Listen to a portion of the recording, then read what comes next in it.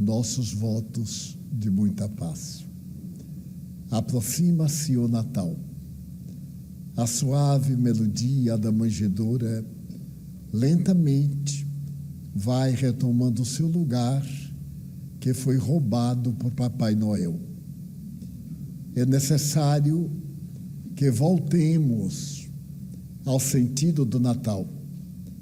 Papai Noel é uma figura mitológica inspirada dentro de uma visão religiosa, particularmente dos países nórdicos da Europa, e que nada tem a ver com o Natal, mas se tornou uma figura de marketing. E até as crianças hoje, na grande maioria, ignoram que o aniversário é de Jesus e não de Papai Noel. Como me perguntou uma criança do jardim de infância: tio, o senhor vai no aniversário de Papai Noel? E eu redaguei: claro, mas preciso saber quando é. Ele disse: é em dezembro. Eu digo: não, esse Natal é de alguém que criou Papai Noel no reino da fantasia. Expliquei. Ele ficou admirado, porque ele não sabia exatamente diferenciar entre Papai Noel e a figura de Jesus.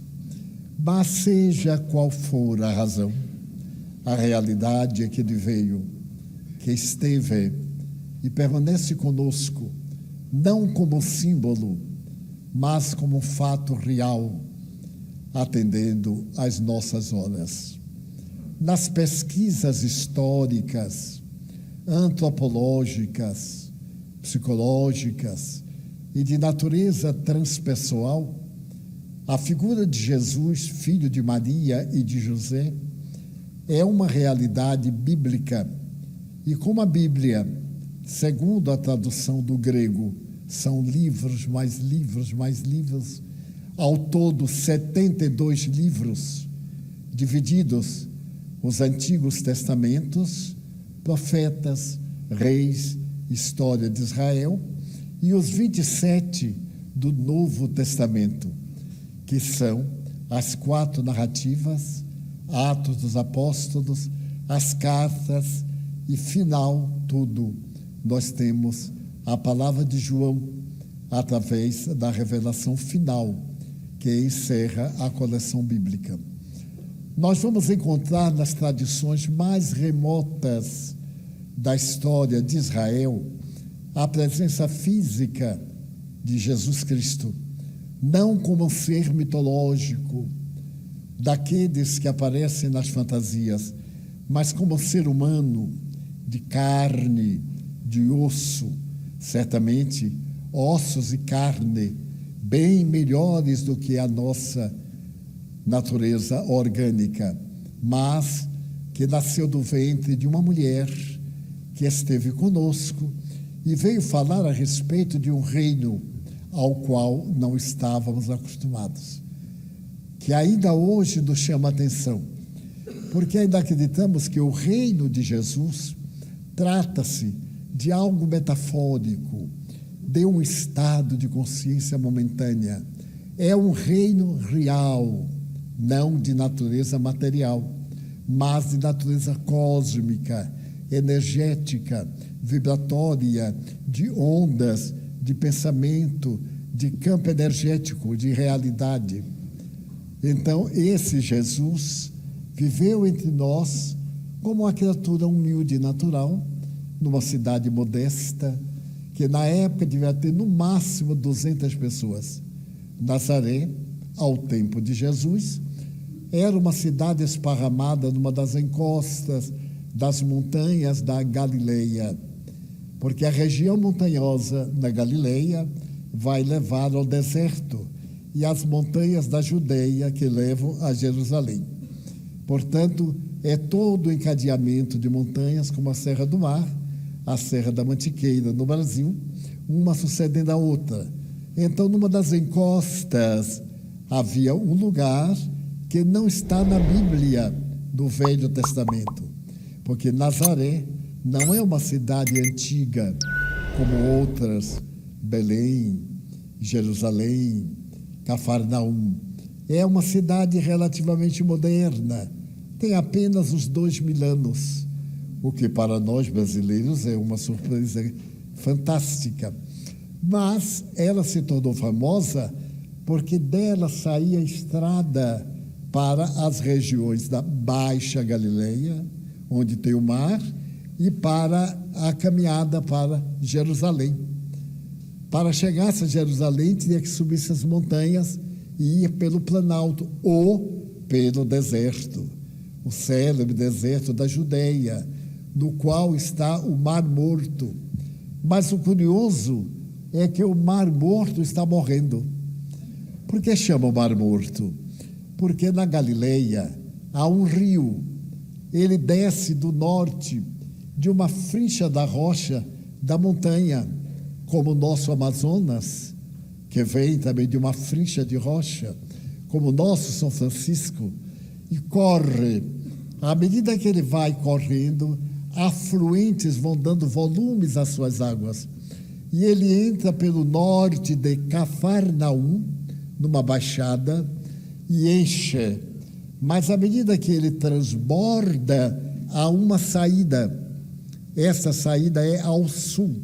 Ele entra pelo norte, atravessa todo o país, aquela região, que é do tamanho da Baía de Guanabara. O volume de águas é como Rio de Janeiro, Niterói. Não é um mar para o Oriente, no entanto, é o maior mar interno de toda a região. E ele transborda. Ao transbordar, ele carrega muito sal. E mais tarde, no outro abismo, 400 metros abaixo do nível do mar, essas águas acumulam e morrem salgadas. Elas são tão salgadas que a gente se deita e flutua. Tudo que joga nelas flutua. Qualquer corpo sólido, evidentemente, dentro de um clima de medidas.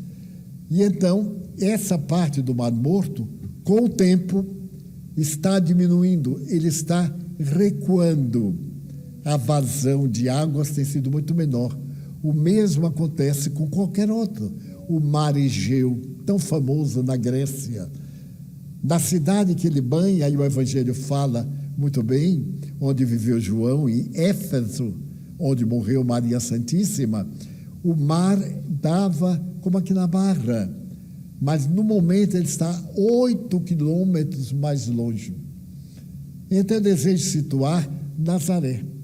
Nazaré está nesta encosta, aqui está Cafarnaum, o mar.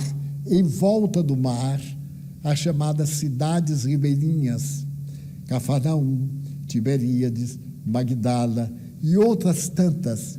O mais curioso, no entanto, é que esse mar de águas doces é muito piscoso e toda aquela gente vivia em função da pesca, com algumas exceções agrícolas, porém muito modestas. Daí a Galileia, a região, que era uma província, era má vista, a ponto de os judeus, que desfrutavam de terras mais nobres no alto das montanhas, fazerem a seguinte pergunta: que é que pode vir de bom da Galileia?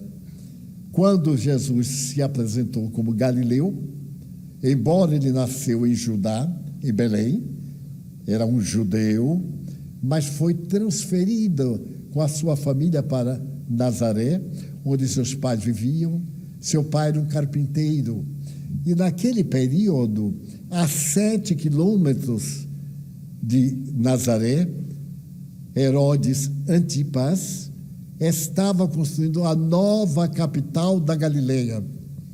E José era um dos carpinteiros. Naquele tempo não havia muita diferença entre aqueles que trabalhavam em madeira, hoje classificados. Eram carpinteiros porque todos trabalhavam a madeira. E Jesus era filho desse carpinteiro. Portanto, a sua profissão, porque todo judeu era e é obrigado a ter uma profissão doméstica. Coisa curiosa, porque como é um povo muito perseguido, desde há 5.000 anos, Eles estão preparados para as coisas mais difíceis. Então, o judeu, invariavelmente, trabalha para possuir joias, ao invés de ser moedas que desvalorizam de acordo com o lugar, joias, para no momento da fuga serem levados com tudo que possuem. E cada um deles podia ser um rabino, portanto, podia ser um legislador, poderia ser um médico, um filósofo, um artesão. Ele tinha que possuir uma profissão doméstica. Recordemos de Saulo, o doutor da lei, o personagem mais grandioso na inteligência no seu tempo. Ele aspirava a ser o presidente daquilo que representou o nosso Senado. Ananias, que era o senador mais velho, estimulava-o, e ele era um orador extraordinário. Depois que ele viu Jesus e mudou de conduta, ele perdeu o status, mas não passou fome, porque ele foi morar no deserto de Dan por 3 anos. E para poder viver, ele era trabalhador que fazia objetos de couro. Então, no deserto de Dan, um oásis, com um casal amigo, ele fazia todos os arreios para os animais, os camelos particularmente, as sandálias típicas, diferentes das gregas, que eram com 2 cordéis ou fitas que subiam pelas pernas. As sandálias hebreias eram de introduzir o dedo, como hoje nós temos outras. Então, isto era e é um conceito notável, dar uma profissão. Eu sou do tempo em que também no Brasil, a família, além de intelectualizar, dava ao indivíduo uma profissão laboral, porque nós não tínhamos tecnologia. Era o alfaiate. Eu tenho a impressão que muita gente nem sabe o que significa o nome alfaiate. Era o costureiro de roupas masculinas, a figurinista, a costureira, e assim cada um na sua profissão. Eu tinha uma irmã costureira, tinha um irmão ourives, trabalhava metais, tinha outro irmão que era negociante, boiadeiro. O boiadeiro não é apenas aquele que tange a boiada, é aquele que trabalha com bois, seja tangendo-os, seja negociando-os, seja criando-os. À medida que a tecnologia foi fazendo melhor, mais perfeito, aquelas profissões foram desaparecendo. Então, por volta de 1920, apareceu na França um tipo de roupa chamado prêt-à-porter, pronto para vestir. A gente chega na loja, experimenta meu número, para quem não sabe, deseja saber, é 41. Então, prêt-à-porter. Você entra, veste e sai com a roupa velha embaixo do braço. Então, não tem mais alfaiate. Só a família real, os snobs, que fazem roupa sob medida. Porque eu sou número 3, muita gente, mas eu tenho um corpo belo, o outro tem um corpo torto. Aí tem que dar uma ajeitada. Tem algumas pessoas, invariavelmente mulheres, eram que faziam isso. O alfaiate, ele cortava o tecido, fazia o molde, ajeitava, fazia a bainha da calça. Imagina, meu Deus, que eu sou deste tempo. A bainha da calça. Eu fui falar que uma bainha de minha calça eu ia virar para dentro, porque caiu a moda, e a costureira disse: e o que é bainha? Eu disse: minha filha, eu vou lhe dar de presente um dicionário. Antigamente chamava pai dos incultos, mas a palavra era outra. Dessa forma, a tecnologia nos deu tanto que a gente hoje, eu não conheço aqui em Salvador um alfaiate. Eu tinha alfaiate, cada um tinha o seu alfaiate. Eu desenhei algumas das minhas roupas, imaginem o que saiu da época. Mas eu me lembro até hoje, havia um paletó, que hoje nós chamamos a inglesa blazer, que tinha um pequeno cinto nas costas e dava assim o ar de que a gente era forte, mas quando tirava o enchimento, era aquele fósforo, coitado, a aquisição. E então a tecnologia mudou. Mas o judeu até hoje dá ao seu filho a profissão do seu pai, porque em qualquer perigo ele sobrevive.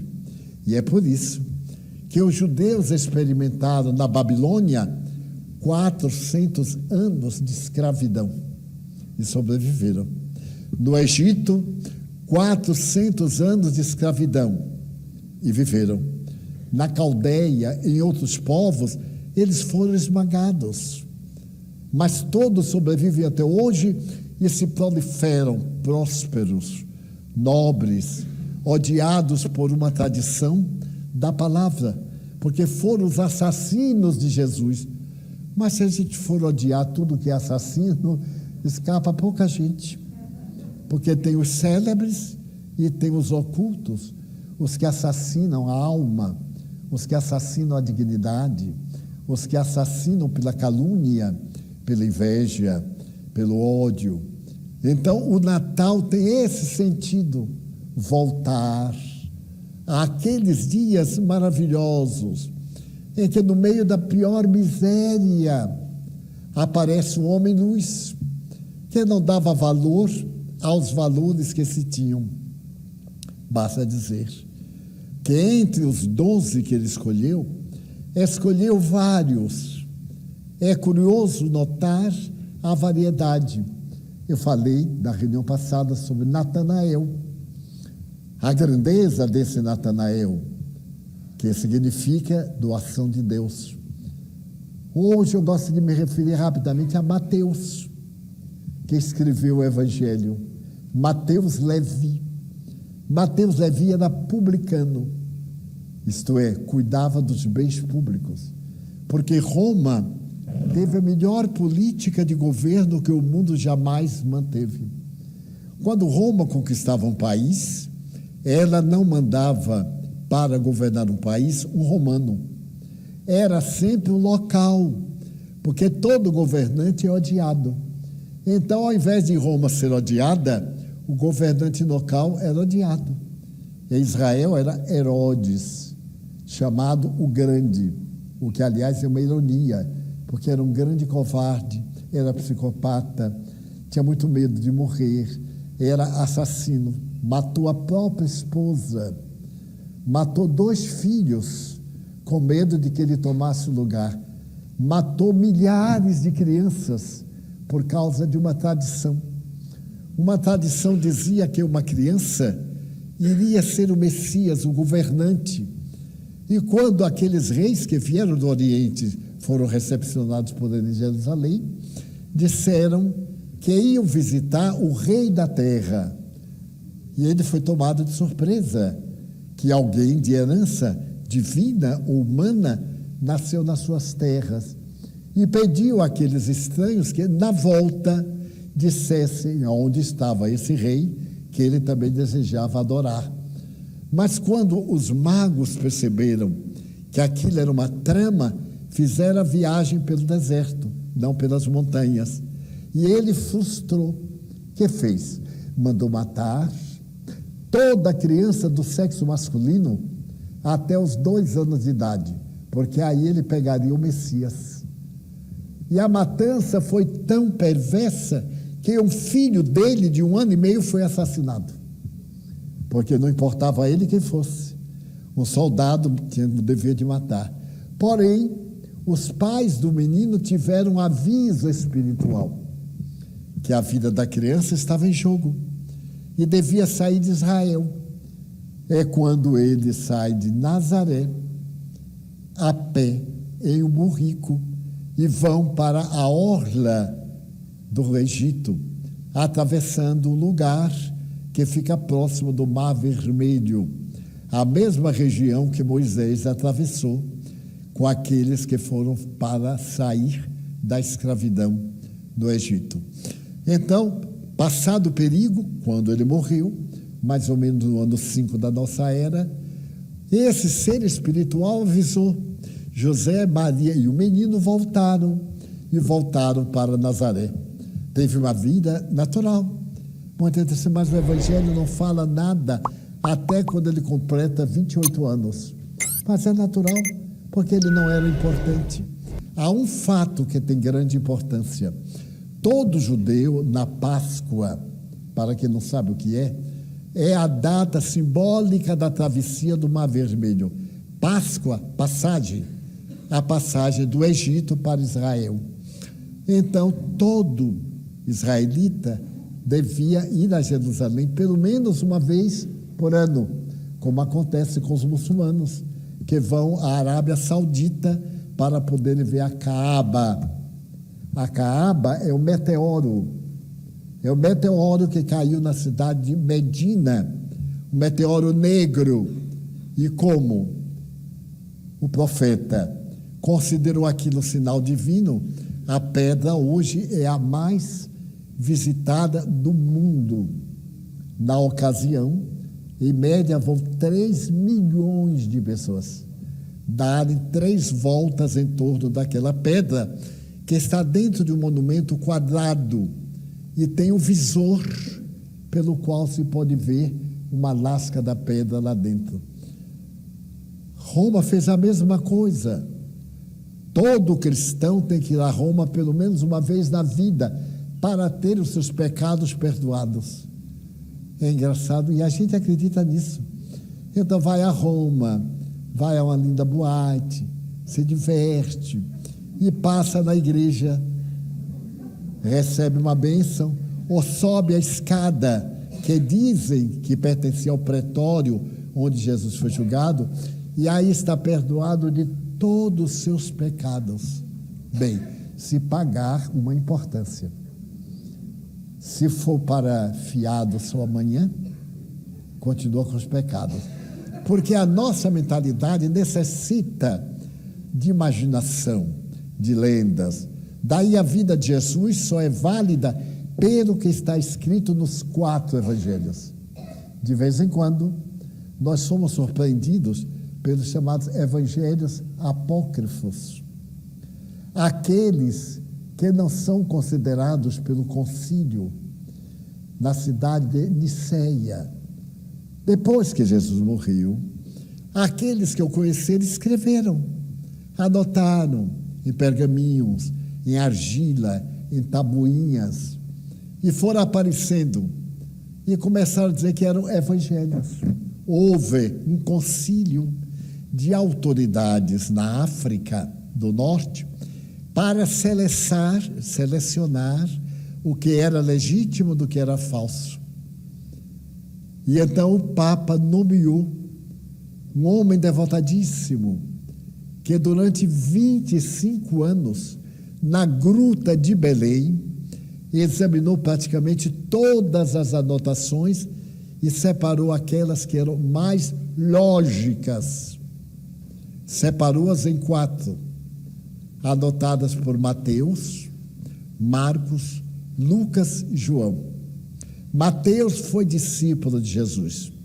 Marcos era filho daquela senhora chamada Maria de Jerusalém, em cuja casa hospedou os discípulos, a Mãe Santíssima e o apóstolo Paulo. Esse Marcos, aos 10 anos de idade, acompanhou Paulo numa das suas pregações, aos 10 anos, mas não aguentou as viagens, a dureza que Paulo se impunha. E Paulo liberou-o para que voltasse a Jerusalém. E disse-lhe, ipsis verbis, Deus tem pressa. Tem pressa que a mensagem de seu filho seja levada a todas as nações.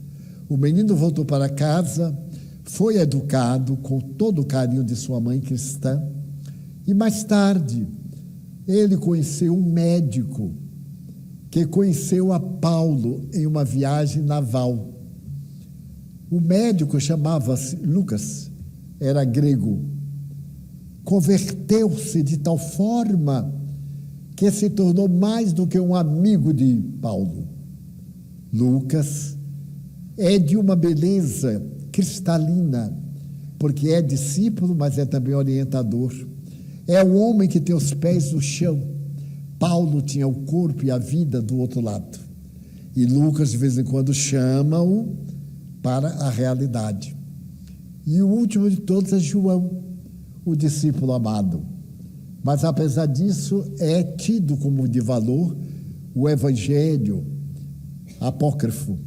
Periodicamente aparece o quinto evangelho.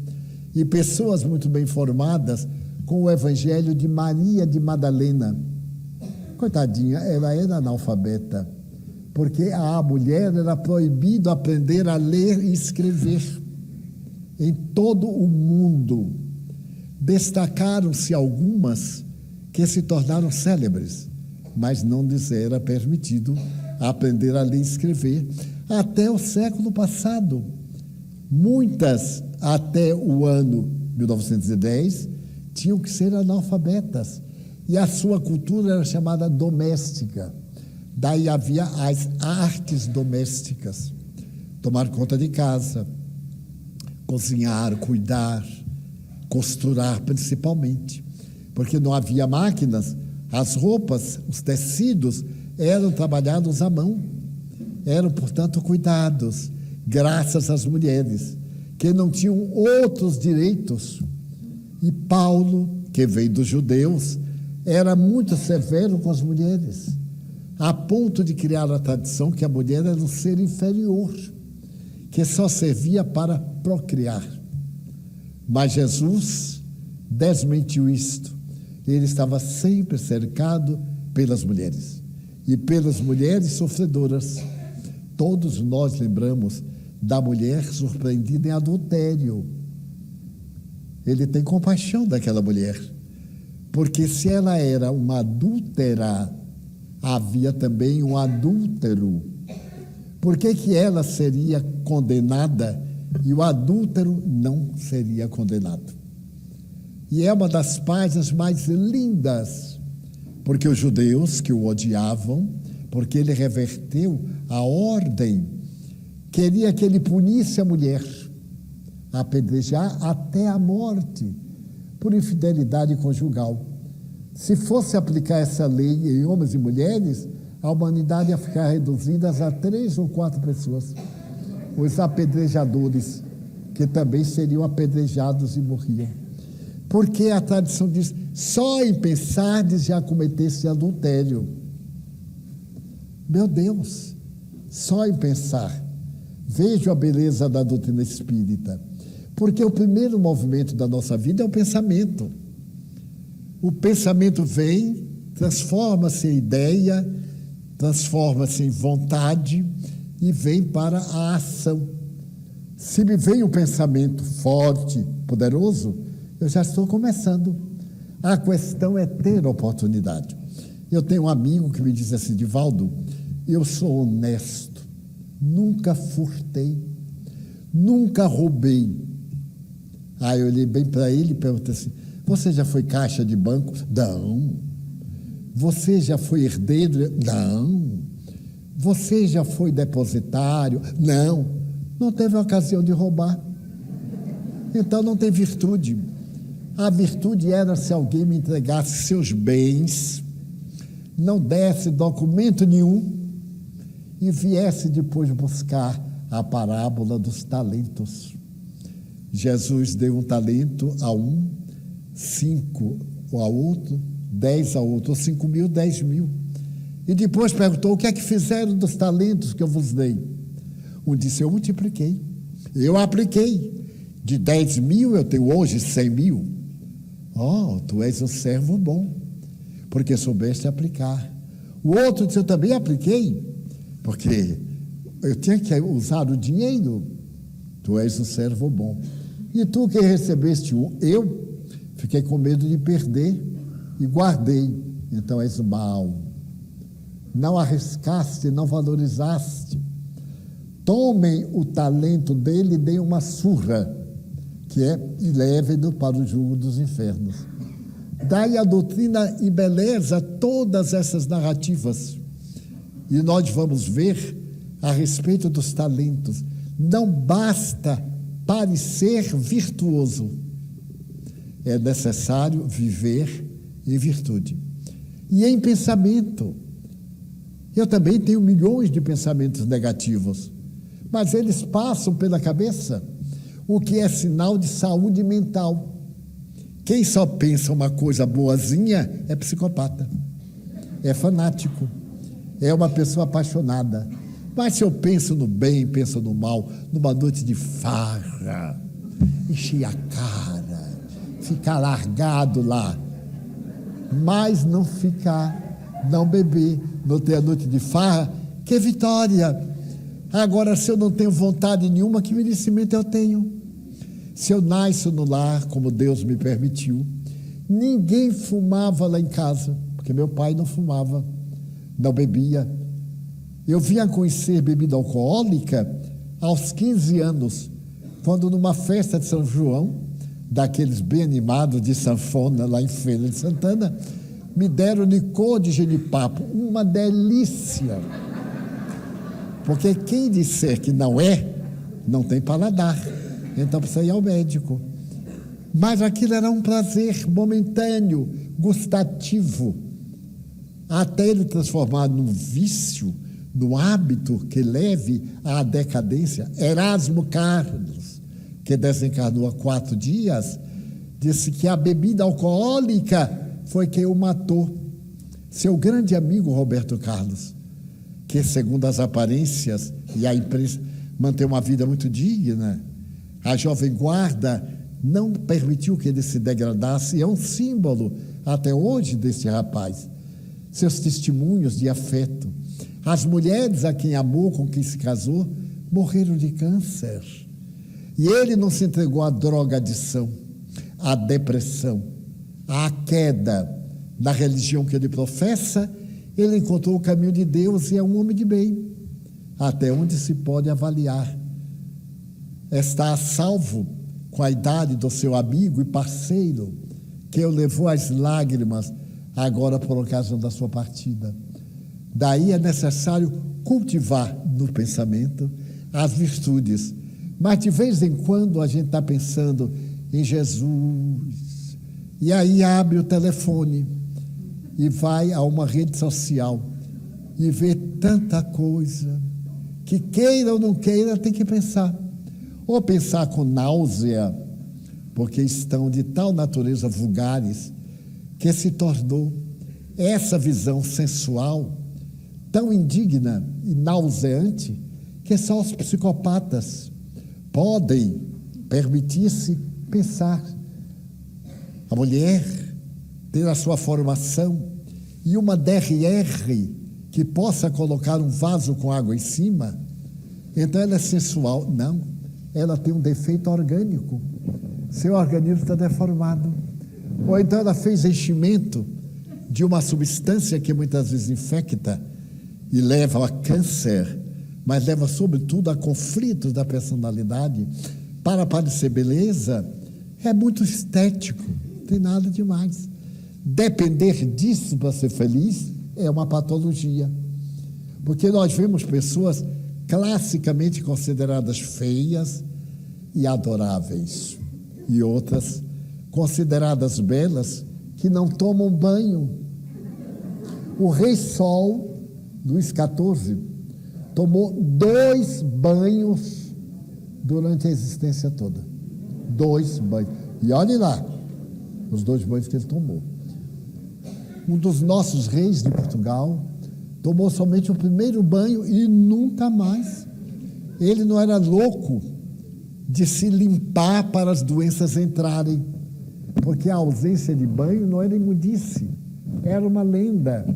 Tomar muito banho facilita os micróbios, que eram desconhecidos, entrarem no organismo da pessoa. Então o Evangelho é também chamado Boa Nova, porque a palavra verdadeira é grega, Evangelion, boas notícias. E Jesus, quando aparece, a primeira coisa que ele diz é assim: eu vos trago boas novas. Olha que é uma coisa inusual, porque normalmente só nos trazem más novas. A ponto de, olha, eu tenho 2 notícias, uma boa, uma má.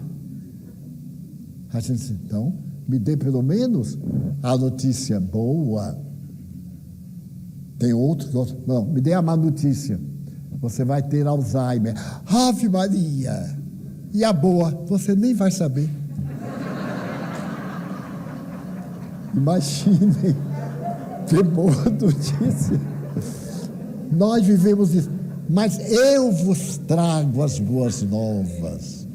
As novas do reino de Deus. E eu fico a imaginar dessas boas novas. Quantas vezes a depressão me visita, a contrariedade esta, o limite aquele, o anseio que não se tornou realidade, e me vem a tristeza. E eu me lembro de que nos anos 50, eu li um pequeno livro, eu era muito jovem, de uma moça de 14 anos. Ela estava em Paris, tinha que ser em Paris, né? E ela então abriu a janela. Quando ela abriu a janela e olhou, ela notou que o céu de Paris não era azul, era bleu, é um tipo de cinzento, Le Ciel de Paris. E então ela escreveu um livro lindo. Essa jovem abalou a opinião pública mundial com esse livro. O livro se chama Bonjour Tristesse. Bom dia, tristeza. Porque toda vez que a gente abre pela manhã, se não estiver muito bem, dá um tipo de melancolia.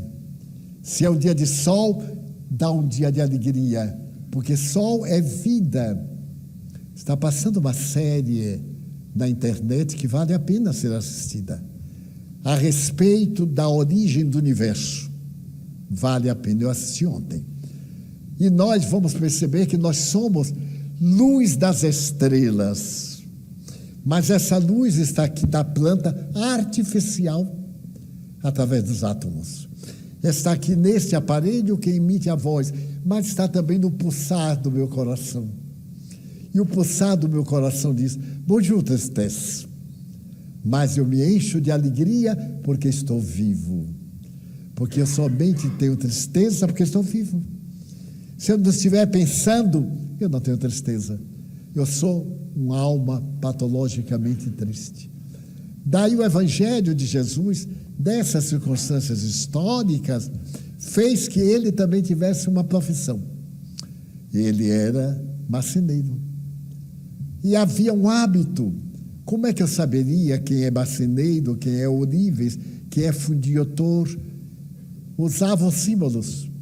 O marceneiro invariavelmente usava um cavaco, aquele pedaço de madeira que se tira com enxó e que enrola na orelha. Então todo mundo sabia que ele era marceneiro. E cada profissão tinha um uso, às vezes um objeto preso ao corpo para identificar. Então essa é a mensagem do Natal. É a beleza de nós lembrarmos que veio alguém que desejava a nossa felicidade e deseja. Então, quando eu me lembro disso, dá-me uma alegria imensa, porque eu digo assim: você é demais. Como é que há 2000 anos você já me conhecia e sabia que eu era uma alma simples, ingênua, ignorante, estúpida, cheia de erros, e você vem e me dá oportunidade. Errar é tão natural como acertar. Só se acerta depois que não se acerta. E quando não se acerta é porque erra. Daí, na metodologia pedagógica, uma das técnicas é o erro. O erro e o acerto. A técnica cognitiva, a técnica tal e tal, que é a pedagogia do ensino. Então nós vamos ver que este homem abalou metade da terra. Ele e 12. Então aquele Mateus era um cobrador de imposto. E era odiado, porque ninguém gosta de pagar imposto. Embora aqui no Brasil não tenha muitos, ninguém gosta de pagar imposto. E eles serviam a uma casta desprezível. Mas é curioso, Roma, eu dizia, sabia governar, botava uma pessoa do país à frente. e negociava os impostos. Fazia uma asta pública, um leilão. Quem desse mais, cobrava, ganhava o direito de cobrar impostos. E depois de ganhar esse pleito, era de uma exigência.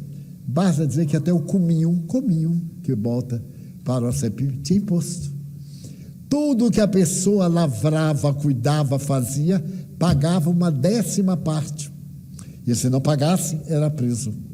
Porque a pessoa tinha a liberdade de Roma, porque Roma já havia ganho o imposto pago antecipadamente. Mateus era um desses cobradores. Mas o imposto era dividido em 3 classes. O imposto legal, que era o federal, como hoje na atualidade. O imposto da província, que seria o imposto estadual. E o imposto das quinquilharias. Como a gente vê, qualquer coisa, a primeira coisa que faz no Brasil, aumenta o imposto. E aumenta. A gente pergunta, como é que automóvel custa tão caro aqui? É fabricado aqui, a gente compra na Bolívia, é mais barato, vai daqui para a Bolívia, para a Argentina, por causa do imposto. Aqui ele tem um imposto de quase 150%. Lá ele tem um imposto de 30%.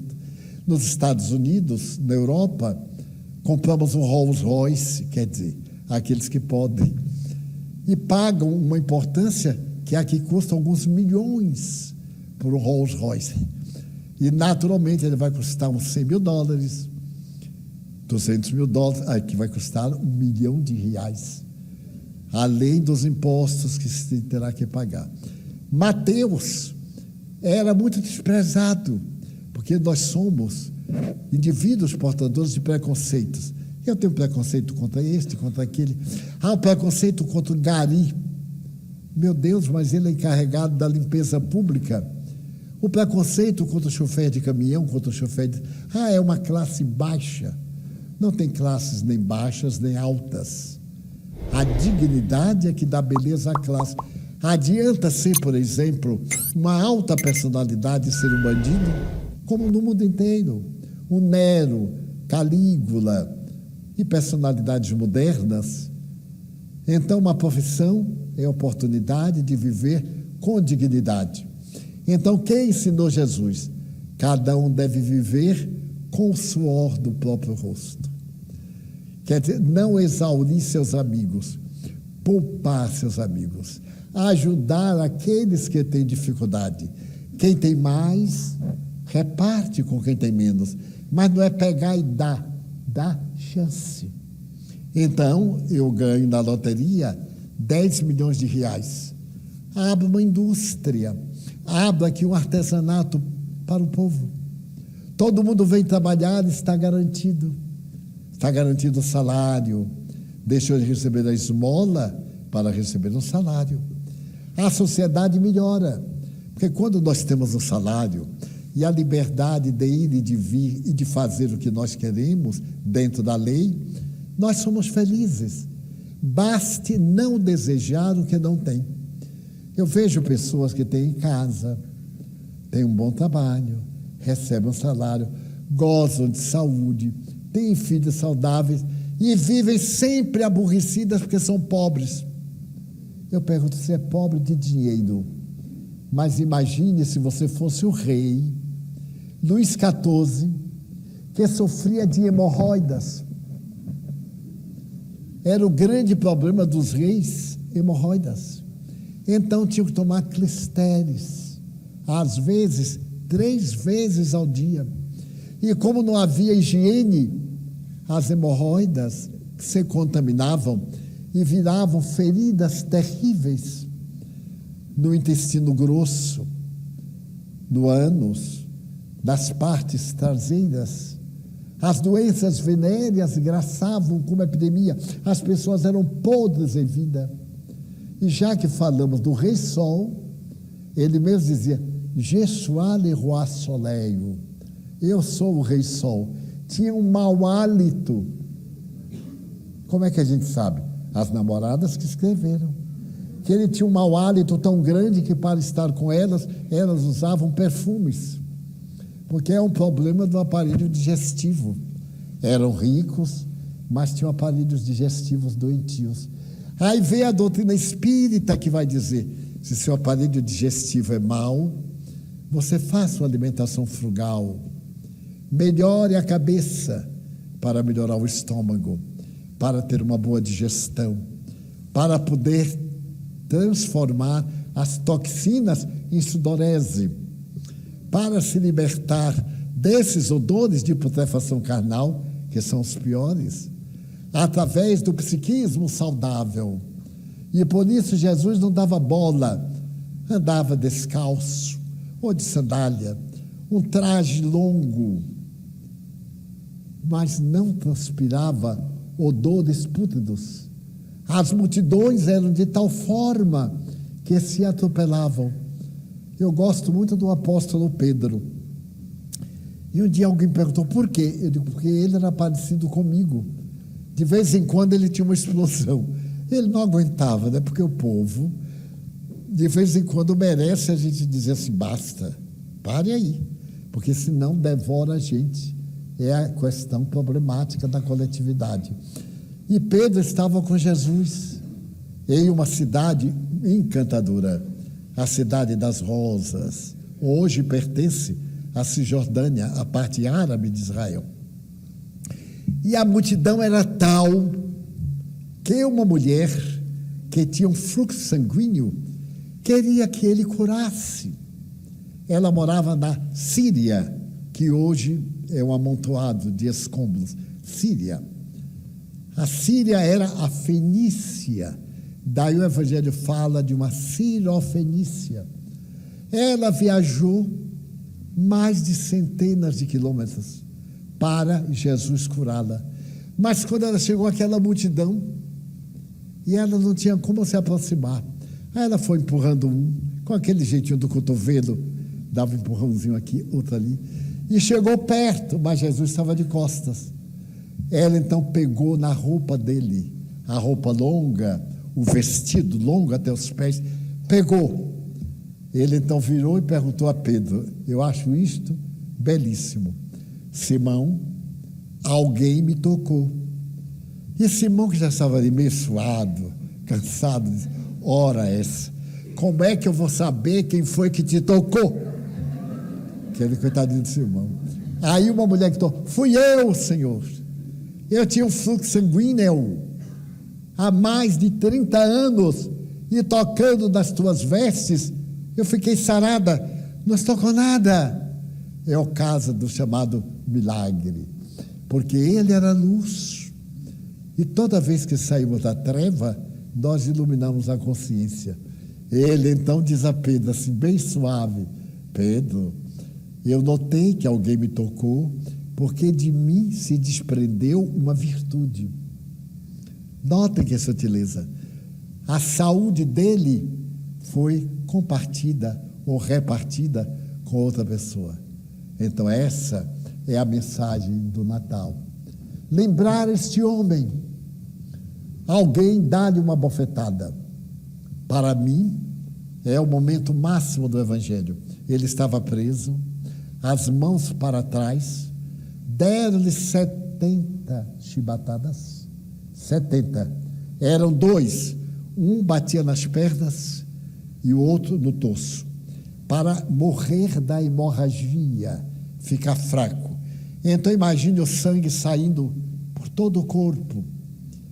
E então Pilatos, da sua opulência, pergunta-lhe, que é a verdade? Como é que aquele homem bruto podia conhecer o que era a verdade? A verdade estava na cara, mas ele queria uma verdade de poder econômico. Então eu pergunto, cadê Pilatos? 2000 anos depois. A verdade é isso, ele, Cristo, estava, e Pilatos. Ele então olha para Pilatos e olha como a dizer que a verdade é Deus. E não se pode definir Deus. Um soldado dá-lhe uma bofetada. Isso é tão comum para poder bajular o chefe. Covarde, porque bateu no homem de mãos amarradas para trás, deficiente, arriado, dá-lhe uma bofetada na cara de um homem. Ele aí olha para o soldado e faz uma pergunta: soldado, por que me bateste? Se eu disse algo errado, mostra meu erro. Mas se eu falei certo, por que me bateste? Até hoje eu me pergunto, por onde andará esse soldado? Porque qualquer um de nós xingava logo, reagia, revidava, empurrava com a cabeça. Por que me bateste? Muitas vezes isso nos sirva de lição. A vida de vez em quando nos bate. Amigos periodicamente nos batem. Não revidemos. Nem perguntemos por que me bateste. Nós estamos colhendo os frutos da nossa sementeira. É por isso que o Natal é tão importante. Dizer isso a nossos filhos, como a minha mãe dizia, na beira da cama em que nós dormíamos, e ela, analfabeta, dizia: aí vem o Natal de Jesus, meu filho. Havia Papai Noel em menor escala, mas isso não chegava para nós. Mas ela, então, assim, na noite de Natal, Nossa Senhora, em homenagem a seu filho, sai distribuindo presentes. Coloque uma meia na janela para ela colocar qualquer coisa. E eu colocava logo, lavava a meia bem lavada e pendurava na cabeceira da cama, que tinha assim uma decoração horrível, mas tinha. Aí deixava ali a meia. No dia seguinte, quase não dormi a noite inteira. E a ver o que Nossa Senhora me deu: uma cocada puxa, uma banana, que aí eu adorava.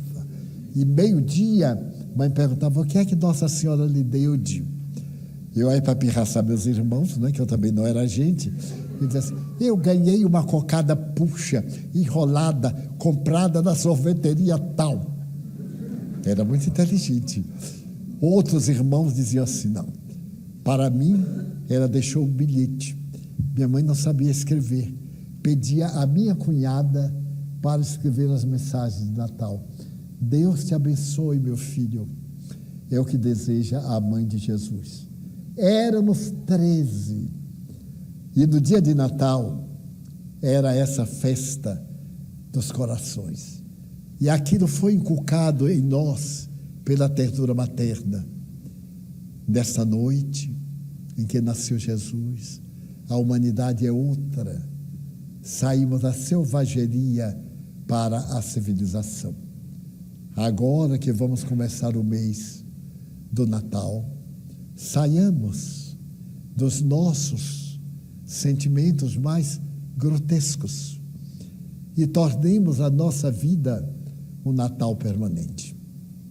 Nós estaremos distribuindo as nossas lembranças e por isso lembramos a quem está participando das nossas listas para que as possam trazer nos próximos dias para podermos adquirir as cestas, ainda com preços que irão aumentando à medida que se aproxima do Natal.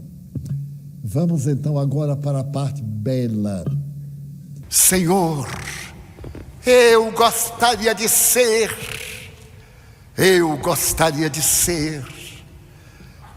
o amor que se expressa na bondade e agradecer-te tudo que me deste, tudo que me dás, o ar, o pão e a paz. Dizer-te da minha gratidão pelos olhos que eu contemplo a natureza, a terra e a sua beleza, as flores em todas as cores. Muito obrigado, Senhor, porque eu posso enxergar. Porém, diante da minha visão, eu percebo os invidentes que caminham na escuridão, que tropeçam na solidão, que choram na multidão. E por eles eu rogo comiseração, porque eu sei que depois desta vida, na outra lida, eles também enxergarão.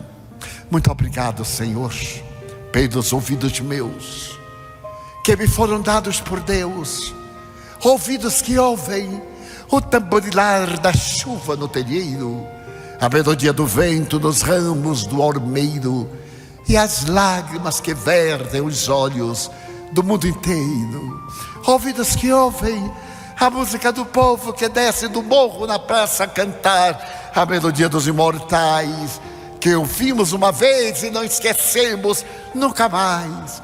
Pela minha faculdade de ouvir, pelos surdos eu quero pedir, porque eu sei que depois desta prova na vida nova, eles escutarão. Muito obrigado, Senhor, pela minha voz, pela sua voz, pela voz que canta, pela voz que ama, pela voz que legisla, pela voz que perdoa, pela voz que o teu nome profere com dulce da unção. Obrigado, Senhor.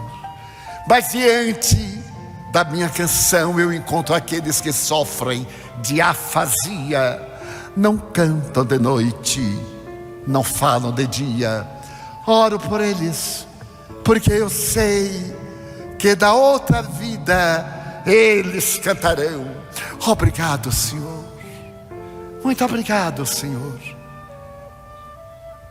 pelo meu coração, pelas minhas mãos que aram, que semeiam, que agasalham, mãos de sinfonias, mãos de psicografias, mãos de cirurgias, mãos de poesias, mãos que apertam mãos, mãos que atendem a velhice, a dor, o desamor, pelas mãos que no seio agasalham o corpo de um filho alheio, sem receio, e pelos pés que me levam a andar, sem reclamar.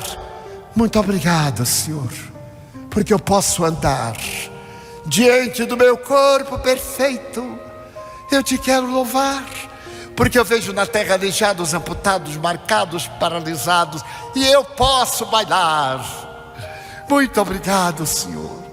Eu sei que depois desta expiação, na outra reencarnação, eles também caminharão. Muito obrigado por fim, pelo meu lar. É tão maravilhoso ter um lar. Não é importante se é uma mansão, um duplex, um paraíso, uma favela, seja lá o que for, mas que dentro dele exista a figura do amor de mãe, ou de pai, de mulher ou de marido, de companheiro ou companheira, de irmão, de alguém que me dê a mão, de um gato ou de um cão, porque é muito triste viver na solidão. Mas se eu a ninguém tiver para me amar, nem um teto para me agasalhar, ou uma cama para repousar, nem assim eu te negarei. Pelo contrário, te direi: obrigado, Senhor, porque eu nasci. Obrigado, Senhor, porque eu creio em ti, pelo teu amor. Obrigado, Senhor, pela sua atenção. Muito obrigado, senhores.